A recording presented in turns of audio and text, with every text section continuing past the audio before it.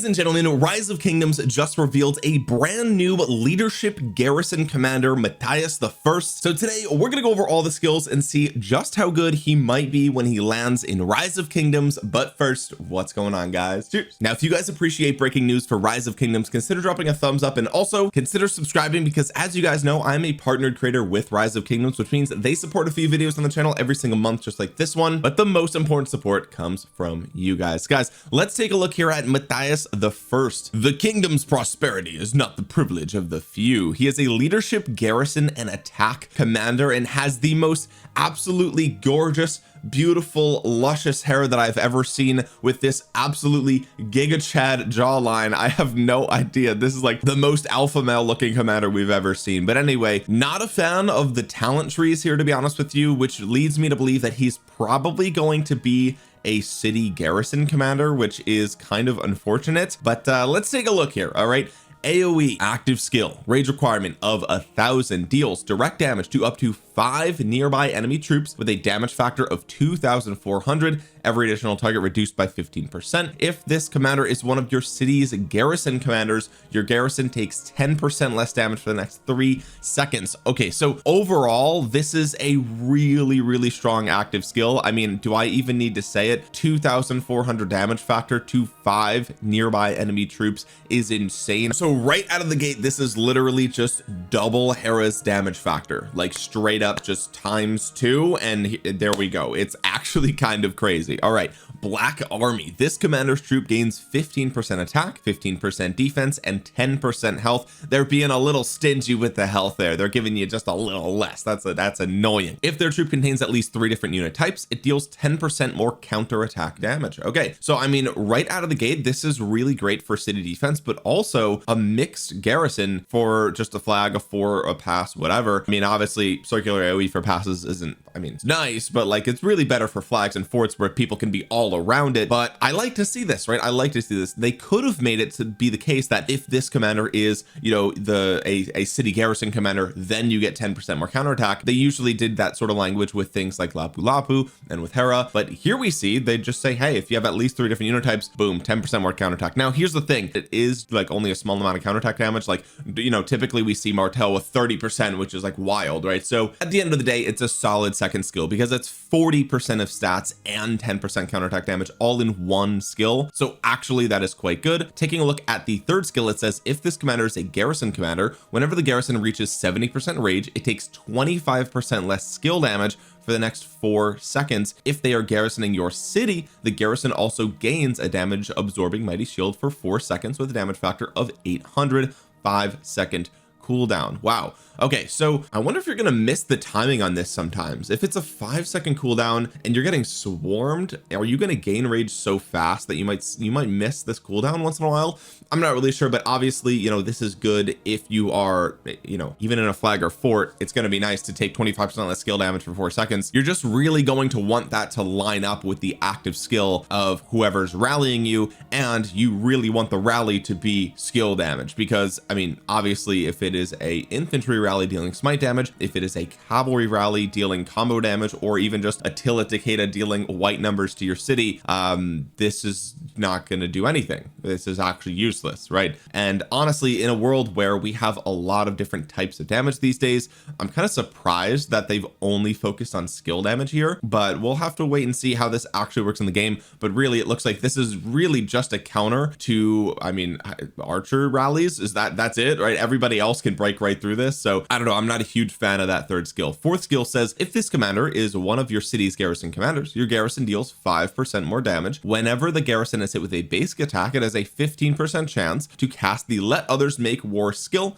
cooldown of 15 seconds. So that is your active skill. Wow. Okay, so whenever, if this is your city garrison and you're hit with a basic attack, you have a 15%, it's a 15-second cooldown though. That's like the longest cooldown in the entire game. That's actually insane. Why even have the, oh my god, that cooldown is ridiculous. Holy Jesus. Okay, well, I mean, obviously if you're getting swarmed down as city garrison, right, if your city is getting swarmed, it would be nice to have this, but the 15-second cooldown just immediately makes it like not even that relevant, right? Like, Jesus Christ, that's a crazy cooldown. Like, my god, my city's gonna be burned down by the the time 15 seconds is over. Jesus, either way, you're gonna get an extra cast of your active skill, which is pretty good because this is a really powerful active skill. So, and you'll take 10% less damage afterwards, which is nice. The expertise says if this commander is one of your city garrison commanders, your garrison deals 10% more damage, and whenever your garrison is hit with a basic attack, it has a 20% chance to cast Let Others Make War skill with a 10-second cooldown. Okay, so this is just an enhanced version of the fourth skill. All right, so you take even less damage and the cooldown goes down to 10 seconds. Okay, I guess that makes sense. 1 in 5 basic attacks are going to trigger this, but really the downside is the cooldown, right? The cooldown is going to be the bottleneck here, not really the trigger chance, because I mean 1 in 5 is pretty crazy. That's, man, I don't know, we were so close to another really good leadership garrison commander, but the third skill only works for skill damage rallies or skill damage that you're taking by getting swarmed, really, and the fourth skill and expertise are exclusively for your garrison, so they don't even do anything in a flag fort or anything like that. All right, let's take a look at the active skill animation here. We'll see him pop off, and we've got, oh, a bunch of like soldiers on horseback, it looks like, running through in a circle, swinging their golden blades.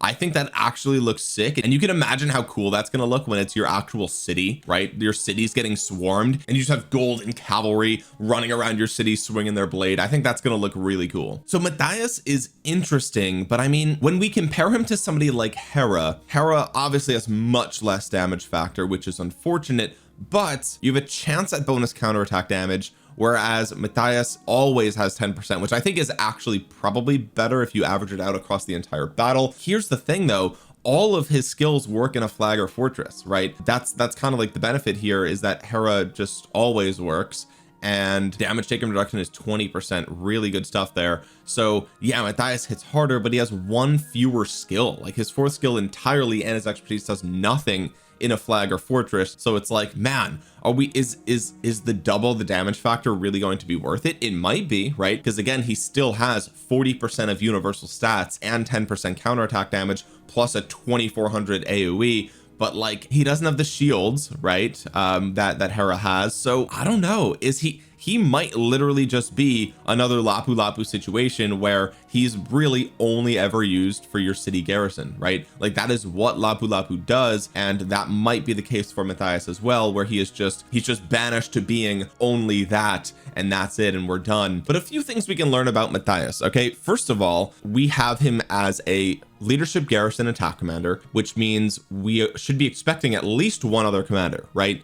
I mean, commanders come in pairs, you know this, I know this, everyone knows this. Typically when we have a leadership commander come out, lately they've been releasing alongside a couple of ranged commanders, so we should be expecting at least one other or 2 other commanders here now that we know that the next release is leadership, right? I've been speculating over the last couple of weeks if we're going to either get leadership, maybe we will get a ranged release, maybe we'll get a cavalry release, because we already got ranged for season 2, right, which was just a few weeks ago. But now we see for sure confirmed the next release cycle is leadership, but we only see 1 commander here. So I mean, we have to wait and see, but the developers are either going to announce another leadership commander, maybe for open field, right? That would be insane if we got 2 leadership commanders, we got an actual full-fledged with your chest out leadership release like we used to get back in the day. But I mean, you know, it's not that exciting if one of them is a city garrison commander, but either way, we're expecting at least, what I'm trying to say is we're expecting at least one other commander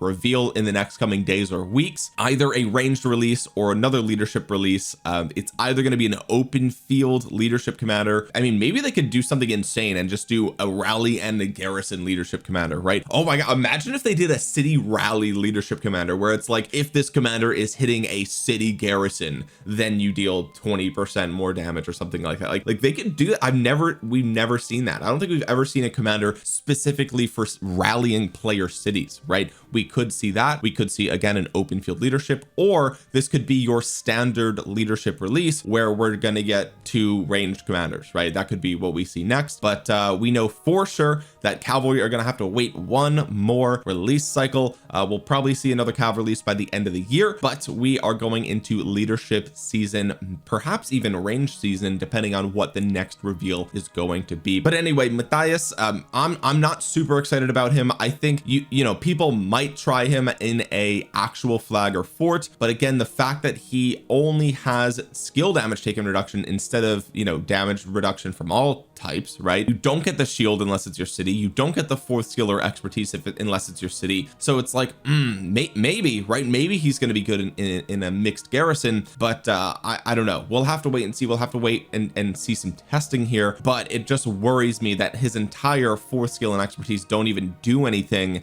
unless it's a city. It makes me feel like he's going to go the route of Lapu Lapu, where even though he's got a really strong 5 target active skill, he's just going to be completely overlooked, which is unfortunate because look at his design is so cool. He's so majestic. He looks like a lion, right? He looks freaking epic. But yeah, I don't know. We'll have to wait and see if he is actually good. If you're going to use him for your city garrison, obviously you're going to want to pair him with either Hera or with Lapu Lapu. I think those are perfectly reasonable pairs for city garrison, but you know, really it's not always super exciting to be like, oh, we got a new city garrison commander, because like, I mean, there's so few people that are, you know, building commanders exclusively for defending their own city, right? Now if that's you, you're gonna have a field day. You're gonna be taking those rallies and feeling good about it. You're gonna be taking those swarms and feeling good about it, dealing a ton of damage back to them. But besides that, oh man, I don't know. We'll have to wait and see. Maybe another commander is coming and it's going to be a pair with him that is just so absolutely busted that we might actually use in mixed garrisons. Who knows, guys? But if you made it to the end of the video, drop a thumbs up on it. It really helps out the channel a ton, helps get this video out into the YouTube algorithm so other people might see it, and consider subscribing to the channel while you're down there and clicking the bell to be notified the next time I upload Rise of Kingdoms breaking news. Comment down below your thoughts on Matthias the First.